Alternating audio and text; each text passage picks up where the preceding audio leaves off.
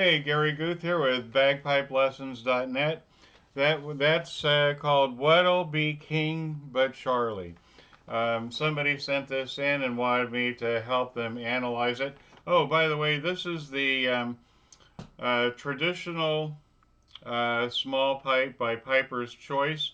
This is a bass drone with two tenors, which I really like, because then you can play in all of the different keys without having to make any adjustments. It's also in A440. It's at concert pitch. So this is a really nice instrument.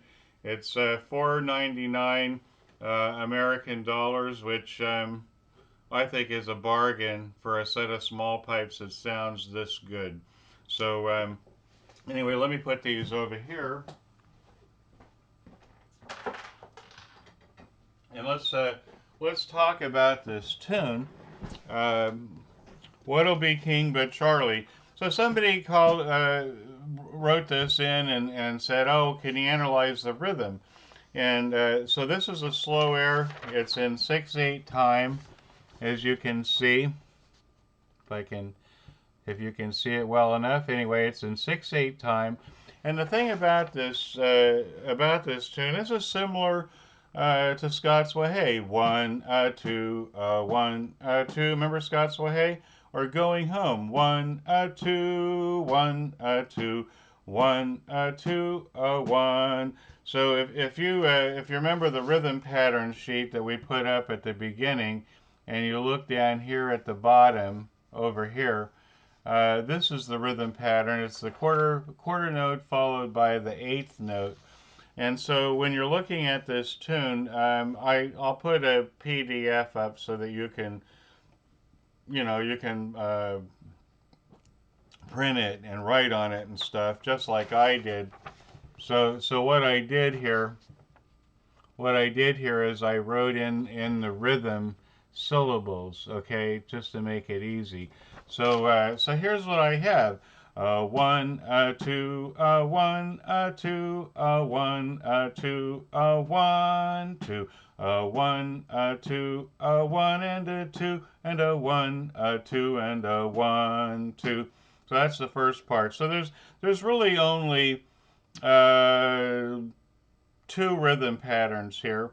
I got the one, two, one, two, and then I've got one and two and which are even eighth notes. That's how you count even eighth notes. So when we're playing in 6/8 time, we have two beats to the measure. We have each beat is subdivided into three parts. One, two. So when I'm marching, if I'm marching in slow air or marching like this, I'm marching to the dotted quarter note, which equals 3/8 notes. Okay, so one, two, one, two, one, two, one, two, one, two, one and a two and a one, two and a one, two. Okay, so that's how you would do it. And if you have the fingering all set and so forth, then you could put it the fingering and the rhythm. You got those intact. Then you could use a metronome. And again, a metronome isn't used until the very end. Okay, so the metronome is the sprinkles on the cake. It's not the cake and it's not the frosting. Here, let me show you a metronome. Hey Siri, open metronome. Okay, so here's my metronome. All right, so if I put the metronome on, I'll make it a little faster here. Can you hear that?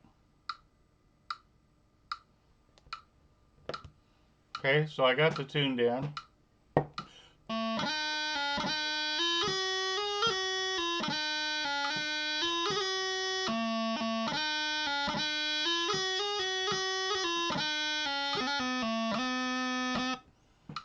Sorry, I got a little blip there, but you got the idea. Once I got the tune down, what the purpose of the metronome isn't to help you with the rhythm, it's to establish a beat. Okay, the best way you could use the metronome really is by tapping your marching to it.